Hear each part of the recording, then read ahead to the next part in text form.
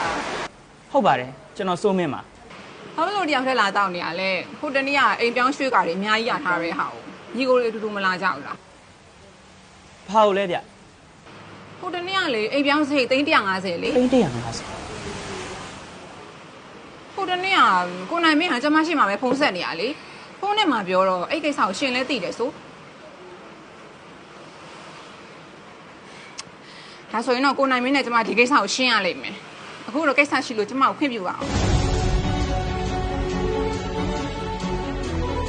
နိုင်မင်းဟဲ့မင်းထွက်ခဲ့စမ်းကွာနိုင်မင်း你家不露皮啊？你这讲了今天木那边没呀？这地方မရှိဘူးကွာ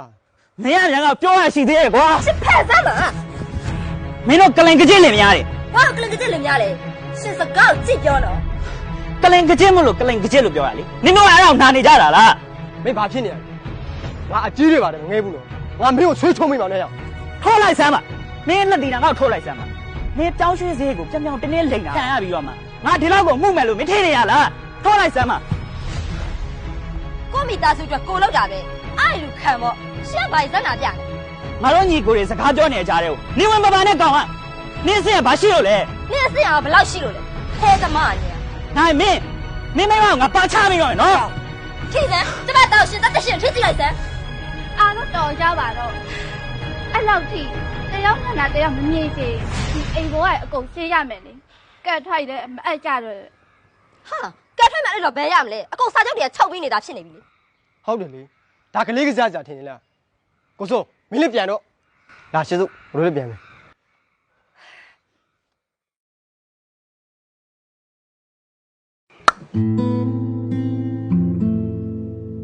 ကိုနိုင်မင်း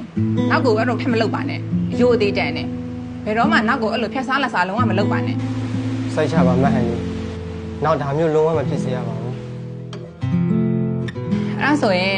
အခုခွဲဝေမှုကိစ္စတွေရောငွေအပေးယူကိစ္စတွေအကုန်လုံးကိုဒီကကိုစိုးမင်းရောကိုထွန်းမင်းရောအကုန်လုံးကျေနပ်တယ်နော်ဟုတ်ကဲ့ကျွန်တော်ကတော့အဆင်ပြေပါတယ်မဟန်ကြီးအဆင်ပြေပါတယ်ဒေါ်ဟန်နီဘက်ကအခုလိုပွင့်လင်းမြင်သာရှိတာကိုပဲကျေးဇူးတင်ပါတယ်ကောင်းပါပြီဟောအဲ့ဒါဆိုရင်တော့အိမ်ကိုဒီတစ်ပတ်ထဲမှာပဲစပြီးတော့ရွှေ့ပေးထားပါနော်ဟောအဲ့ဒါမှကျမလည်းဒီအိမ်ကိုစဖြတ်မှာတွေနဲ့မြေတိုင်းမှုတွေကိုစပြီးတော့စီစဉ်ရမှာမဟုတ်လို့ပါဟုတ်ကဲ့ပါမဟန်ကြီးကျွန်တော်ဒီတစ်ပတ်ထဲပြီးအောင်ပြောင်းပေးပါမယ်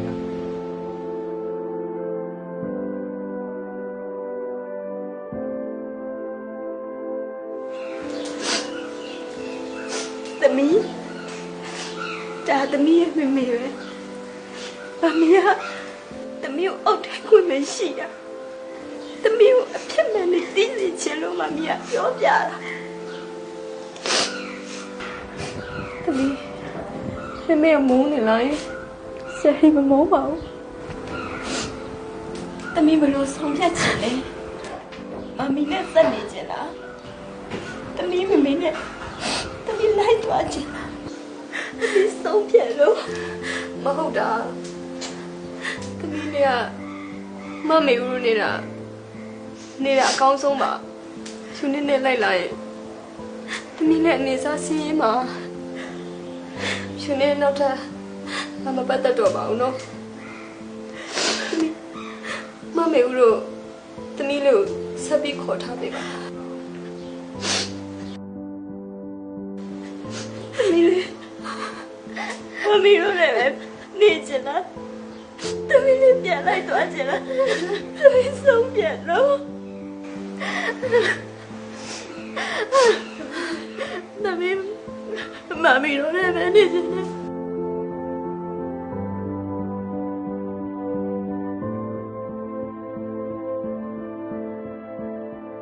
သမီးဆုံးဖြတ်ထားမှန်ပါတယ်မမေသမီးမမီတို့အခုလိုရွေးချယ်ပြတဲ့အတွက်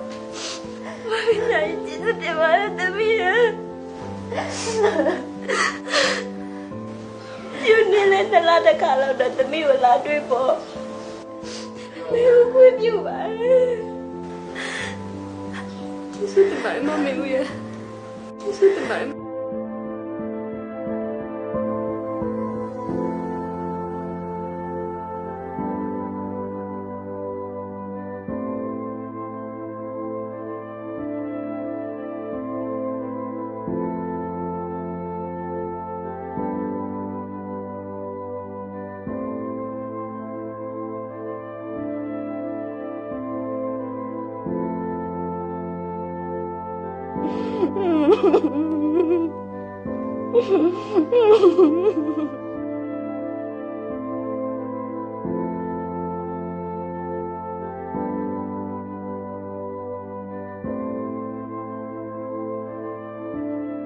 အမလေးကိုထုံးမင်းရေကျမတို့တော့ကိုကျုံးနေပါပြီတော့ကိုထုံးမင်းရေချစ်ကြည့်ပါဦးချစ်သမီးယောက်ျားလောက်လိုက်သွားပြီ တမီးခိုးရတယ်ဘာမှမမီ ကျမတို့မိခင်တစ်တာလေးကလက်ဝက်လက်စားရောငွေတွေရောယူသွားတာကျမတို့ကိုကျုံးနေပါပြီကိုထုံးမင်းရေ ဟာချယ်ရီ မိတ်လုံးကြီးလိုက်တဲ့သမီး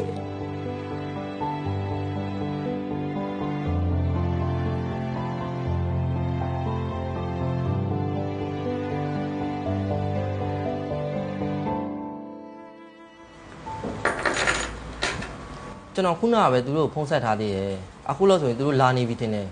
ခဏတော့မဟန်နီ ဟုတ်ကဲ့ရပါတယ်ရှင် ကိုထုံး ဟဲ့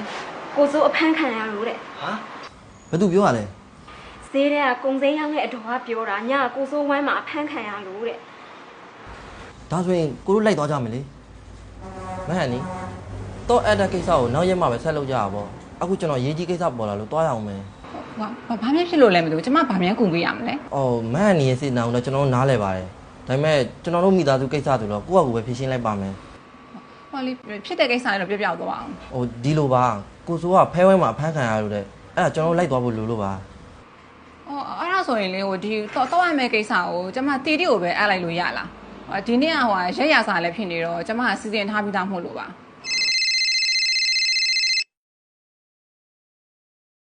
ဟယ်လိုမသိဒီလားကျွန်တော်တို့မျိုးနယ်ရဲစခန်းကပါ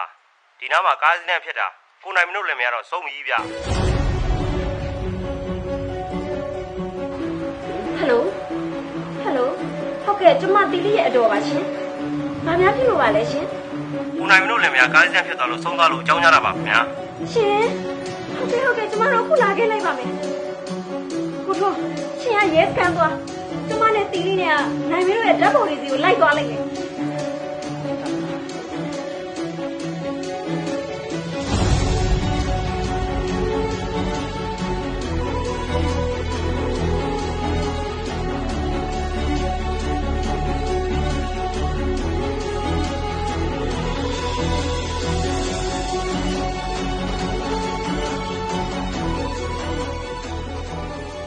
အဖြစ်ကတော့